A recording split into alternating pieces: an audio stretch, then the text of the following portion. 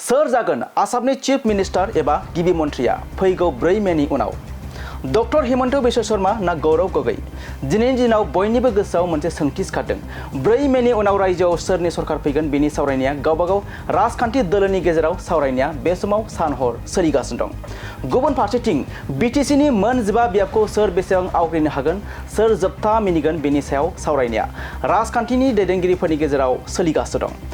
थारैनो बे बाराव रायजोआव राजखान्थिनि बारहावाया सोलायमारगोन नामा?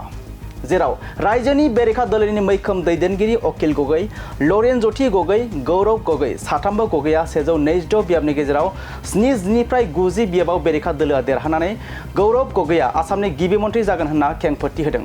थारैनो रायजोआव राजखान्थिनि बारहावा अखिल गगৈ बुंनाय लरेन ज्योति गगৈ बुंनाय बायदि सोलाय सोल' जामारगोन नामा? बे सोंथिनि फिननायखौ नेनानै दं फैगौ 4 मे खालारखौ। दानिया नायलांदो अखिल गगৈ आरो लरेन ज्योति गगৈ बुंनाय माखासे बाथ्राफोरखौ। আমি সরকার গঠন কৰিম আৰু আমাৰ গৌৰৱ মুখ্যমন্ত্ৰী হ'ব। আপোনালোকে মাত্ৰ 4 তাৰিখলৈকে অকমান সময় ধৈৰ্য ধৰক। সৰকাৰ হ'ব 70ৰ পৰা 90খন আসন আমি পোৱাৰ সম্ভাৱনা আছে। 70ৰ পৰা 90খন য'ত একেবাৰে হাৰিম বুলি ভাবিছিলোঁ সেইবিলাকতো ভাল ৰিজাল্ট আহিছে আজি পৰ্যালোচনা কৰোঁতে। গতিকে একদম সৰকাৰ হ'ব, ধৈৰ্য ধৰক, গৌৰৱ মুখ্যমন্ত্ৰী হ'ব। গঠনৰ দিশত আমি অগ্ৰসৰ হৈছোঁ, কিন্তু এই সময়ছোৱাত মাজৰ সময়ছোৱাত তেওঁলোকৰ বিভিন্ন ধৰণৰ তেওঁলোকে কূট কৌশল ৰচনা কৰি থাকে। তাৰ কাৰণে সতৰ্ক দৃষ্টি আমি নিক্ষেপ কৰিব লাগিব, কাৰণ তেওঁলোকৰ চলে বলে কৌশলে তেওঁলোকে ক্ষমতা কুক্ষিগত কৰিবৰ কাৰণে যিকোনো স্তৰলৈ যিকোনো পৰ্যায়লৈ তেওঁলোক যাব পাৰে। তেনেকুৱা ধৰণৰ বহু আমি পৰিৱেশ আমি বিভিন্ন সময়ত দেখিছোঁ। গতিকে সেই সময়ত আমাৰ এতিয়া দায়িত্ব কি, কৰ্তব্য কি? আমাৰ বিভিন্ন ফিডবেক আহিছে, যিবোৰ কথা ইতিমধ্যে কৈছে যে একেবাৰে য'ত আমি ভবা মানে আমি কোনেও ভবা নাছিলোঁ তাতো আমাৰ খুব বেছি প্ৰতিদ্বন্দ্বিতা হৈ ক্ল'জ কণ্টেষ্ট আৰু জিকাৰ পৰ্যায়লৈ গৈছে। এনেও খুব বেছি ক্ল'জ কণ্টেষ্ট যেতিয়া হয় আৰু যেতিয়া ভোটদানৰ হাৰ বহুত বেছি হয় তেতিয়া নিশ্চিতভাৱে বিৰোধীলৈ সেই সুযোগটো আহে। গতিকে এইটো কথা গম পোৱাৰ কাৰণে মুখ্যমন্ত্ৰীয়ে যে যি কথা কোৱা আৰম্ভ কৰিছে এইটো তেওঁৰ হতাশাৰ বহিঃপ্ৰকাশ হৈছে।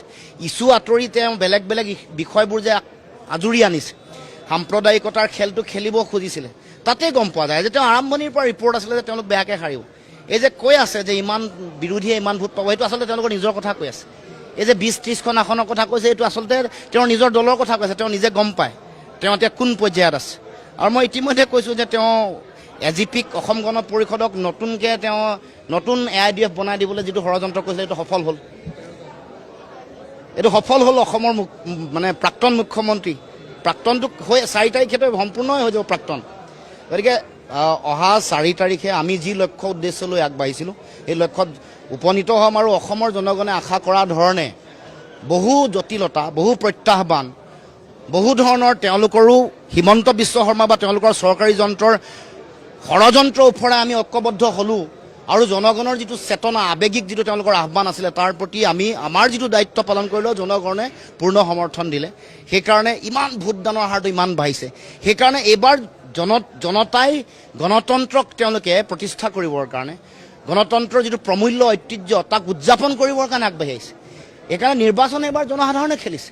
শেষৰ 7 দিনৰ যিটো মানুহৰ উৎসাহ, যিটো অংশগ্ৰহণ, মানুহে দেশৰ সংবিধান গণতন্ত্ৰ ৰক্ষা কৰিবৰ কাৰণে মুখ্যমন্ত্ৰীৰ পৰিয়ালকেন্দ্ৰিক দুৰ্নীতিৰ বিৰুদ্ধে, চিণ্ডিকেট কমিশ্যন ৰাজৰ বিৰুদ্ধে, আমাৰ মানুহৰ জীৱন জীৱিকাক তেওঁলোকে যে সুৰক্ষিত কৰিব পৰা নাই, আমাৰ অধিকাৰ যে সুৰক্ষিত কৰিব পৰা নাই, ভাষা কৃষ্টি সংস্কৃতি ৰক্ষা কৰিব পৰা নাই, তাৰ বিপৰীতে জনগণ ওলাই আহিছে আৰু পূৰা ফুল মেণ্ডেট দিছে। আৰু সেইটো অহা 4 তাৰিখে প্ৰতিফলিত হ'ব। কেৱল মাত্ৰ এই সময়কণ আমি এটা খুব সতৰ্ক দৃষ্টি ৰখাৰ আমাৰ দায়িত্ব আছে।